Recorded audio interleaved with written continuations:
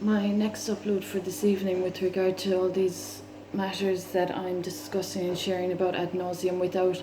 acknowledgement or without due process being respected is with regard to the unmet procedures, the unmet queries, the unmet entitlements and obligations, and the issue of retaliatory exacerbatory offences. I'm querying at the moment the ongoing issue of my son's whereabouts. I'm wondering how the Tusla Child and Family Agency, the Medical Council, the Mental Health Commission, and other relevant state agencies that have heard from me since 2017 have not addressed the wrongdoings and failings and acts of negligence that I've experienced. I find it questionable that the regulatory body for tenants of PTRB regulated premises that were notified of offences that I've been experiencing for the past 2 years, that were notified over 6 months ago, would in any way be able to justify how an eviction notice, an unlawful action, a disputed action, an unfounded action, an unsubstantiated action would be able to be presented to a woman that is automatically to be protected by law due to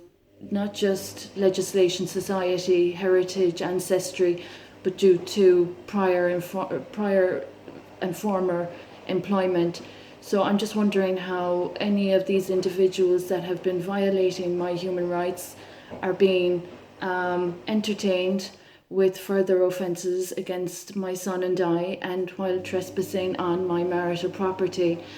Legally still married, I'm wondering how any individuals would be able to discuss any work or developments on my marital property without my consultation. I'm wondering how my child's upbringing is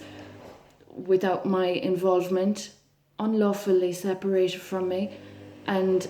I'm just wondering how the Tusla Child and Family Agency chooses to ignore its obligations, and how any court of law would be able to facilitate the offences that I'm experiencing. So as my marital and ancestral properties in Ardfert and Kilflin, County Kerry are being trespassed upon, I'm wondering what the Department of Justice is doing about this entire situation with regard to my experience of offence, wrongdoings and failings that are unjustifiable, and how individuals that have no right or remit